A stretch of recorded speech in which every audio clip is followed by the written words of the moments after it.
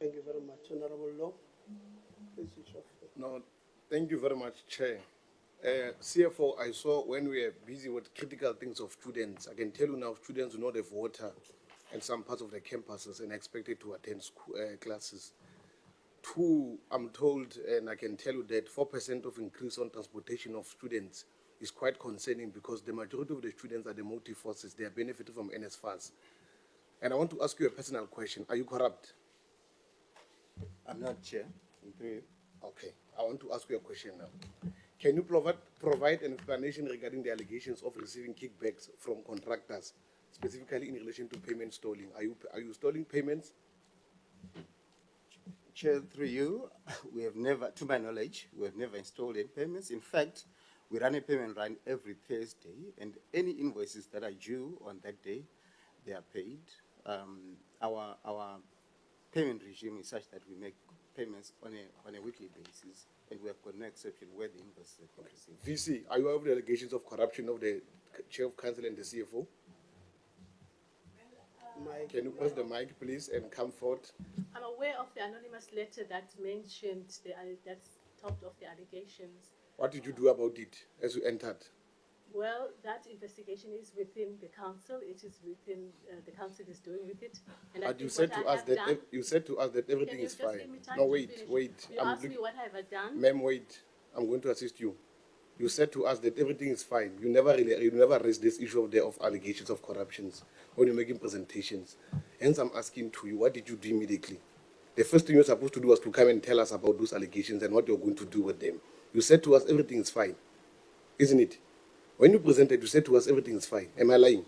I did not say to you everything is fine. I said to you, whilst we may be having challenges and other issues, but there are good things that we are doing. That's what my presentation was about. When you come here in high-level parliament, you come and directly make reflections on key issues of allegations that affect the students and affects your university. Are you aware of that? You must reflect on them. Deputy Chair, you are the Deputy Chair of Council, ma'am. Yes. We are aware of your allegations of the Chairperson of Council, and what did you do about them? Yes, we are aware of the allegations that have been labeled through the CFO and the Chair of Council through anonymous letters that we have received, which were tabled in Council. We have appointed an investigator, and the investigation team is almost complete with their report. It's going to be tabled on the 10th, and thereafter we will then inform this committee in terms of the Council decision So on the report. During the investigation, what did you do to the Chair? Was the Chair proceeding with the work, or what was happening? Yes, the Chair was proceeding with the work because remember, you can't just act on the allegations without having proved them, at least having some investigation done. Because the anonymous person, you see the difficulty with the anonymous report is that the anonymous person doesn't come forward to actually give you more information of what is in the letter. Hence, we had to appoint an investigator then. So once then we receive the report of the investigator, that's when we are going to act. How will you prohibit that they don't interfere because they have been alleged that they're interfering? What measures have you put in place? Come again, sorry. How will you make sure that they don't interfere in investigations? And what measures have you put in place to mitigate the fact that these are the allegations that are very serious, dealing with finances of the institution, team up with the CFO, and these are the issues that day and day they are stealing payments, and students don't have water, students don't have access to the university. And I can tell you today, even the library, there are no shelves. The library has been half painted and it's not yet complete. I wanted to understand, how are you making sure that these allegations are going to make sure that there's no interference in between the two CFO and the Chair of Council? The allegations, Honourable Member, are being done by an independent person. And on those allegations, currently, we are sure that the university is running properly until we get that report. Our hands are tied. Until we get that report, then we'll act on the What report. mitigating factors do you ensure us that they will not interfere in the process of that, on top of the allegations? There are alleged of serious financial corruptions. There are alleged of meeting projects by contractors. And students don't have water. The library is not yet done for most 3 years, 4 years. The I want to pose a question to the CFO. I want to get assurity that indeed as a council you are independent, because I can see there's a serious jolly relationship. And this is very wholly in between management and council. That's why you can't play your oversight role. No, that's not correct, Honorable Member. That's not correct. We do not interfere in the operations of management. We just had to interfere when there were delays in the projects. Hence, today, we have been able to fast-track the projects, and we are having 1,000 beds opened on the 13th of June. Okay. On top of that, why didn't you involve labor in the appointment of the VC? Unfortunately, that one is guided by policies of the university. It has been communicated to management through the Secretary of Council, which is the registrar, that unfortunately the policies didn't allow. It's not that we cannot review the policies, but unfortunately we cannot do anything outside the policy, because again we'll come to this committee and be blamed. So there's a process that is now started by the chairperson of Secretary of Council to say, let's look at the policies, benchmark with other universities, see what they are doing, and review our policies. As a conscious citizen of South Africa, appointed to spearhead council, do you think it's important to exclude such an important stakeholder called the labor unions, who are workers, who are an integral part of the institution, in a critical part of appointing a VC? Do you think it's fair for you to say that it's because they're an integral part of this institution? In any country, we are expected labor to take part of the decision in terms of a management decision. And you as council, you preside over to do what? To make sure that there's unity in between the two, and they can work together so they're able to take the university forward. Do you think it's fair if labor is not involved? Honorable Chair, I'm not going to say it's fair or unfair. All I'm going to say is that we are reviewing our policies to accommodate that. Okay. Can I ask you again, before the VC was appointed, what was her position in the institution? She was a DVC academic and research. Okay. Is it true that for the past 3 years, she hasn't been went to the institution? How true is it? Come again? Is it true that for the past 3 years, she hasn't been doing duties as a DVC, albeit that she was appointed as a VC? How true is it? Well, I'm not aware she has not been doing her duties. Okay.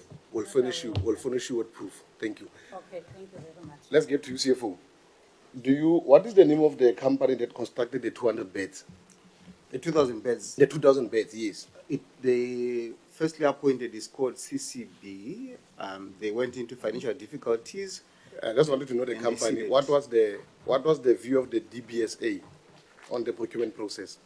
The DBSA raised concerns around, for example, the advert not having been registered with CIDB. That was not a requirement by our policy or in other regulations at the time.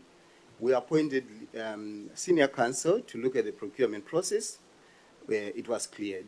And we initially appointed as a university, we jointly appointed senior counsel, ourselves, SMU and DBSA, the senior counsel that we jointly appointed cleared the process, and they then subsequently agreed to funding the project. What was the amount of the initial project?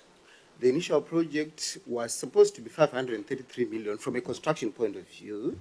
That 533 million was then reduced to 498 million because after consulting with the Department of Education and Training at the time, we realized that the room sizes were bigger than the minimum norms of the DHEAD.